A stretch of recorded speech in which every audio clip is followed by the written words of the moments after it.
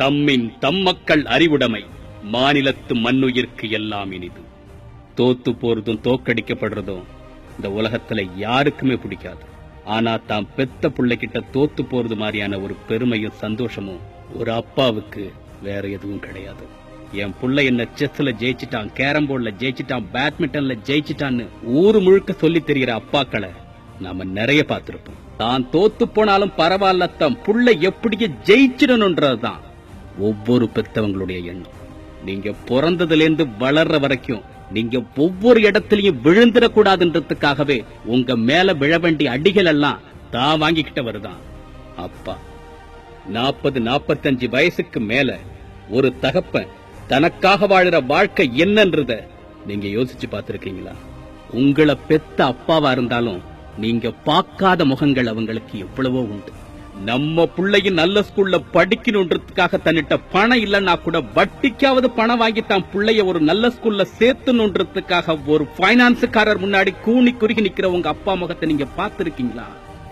பண்டிகை நல்ல நாள்னு வரும்பொழுது பிள்ளைங்களுக்கெல்லாம் பிராண்டட் ட்ரெஸ் எடுத்துட்டு தனக்கு டிஸ்கவுண்ட்ல ஏதாவது துணி கிடைக்குமான்னு தேடிக்கிட்டு இருந்த அப்பா முகத்தை நீங்க பார்த்திருக்கீங்களா? தம் பையனை பெருசா படிக்க வைக்கணும், பொண்ண பெரிய இடத்துல கட்டி கொடுக்கணும்ன்றதுக்காக குருவி மாதிரி சேர்த்து வச்ச பணத்தெல்லாம் ஒரு பைனான்ஸ் கம்பெனிலயோ ஒரு பிசினஸ்லயோ யாரையோ நம்பி போட்டு அவங்களால நம்பிக்கை துரோகம் செய்யப்பட்டு ஏமாத்தப்பட்டு ஐயோ நம்ம பிள்ளைங்களோட எதிர்காலம் போச்சுன்னு நிர்கதியா தவிச்சு நின்ன உங்க அப்பாவோட முகத்தை நீங்க பார்த்திருக்கீங்களா? குடும்பத்தை நடத்துறதுக்காகவும் பிள்ளைங்களோட எதிர்காலத்திற்காகவும் எவ்வளவு துக்கம் இருந்தாலும் ஆம்பளன்னா அழக்கூடாதுன்றதுக்காக 10 பேருக்கு முன்னால திமிரா முகத்தை வச்சுக்கிட்டு இருட்டின பிறகு கண்கலங்கின அப்பாவோட முகத்தை நீங்க பார்த்திருக்கிறீங்களா? இது எல்லாத்துக்கும் மேல ஒரு புள்ளத்தை அப்பனை பார்த்து நீங்க எனக்கு என்ன செஞ்சிட்டீங்கன்னு கை நீட்டி கேள்வி கேட்கும் பொழுது எதுவுமே பேச முடியாத ஊமையா முகத்திரை போட்டு உட்கார்ந்து இருக்க அவரை அந்த முகத்திரைய விலக்கி நீங்க பார்த்திருக்கிறீங்களா?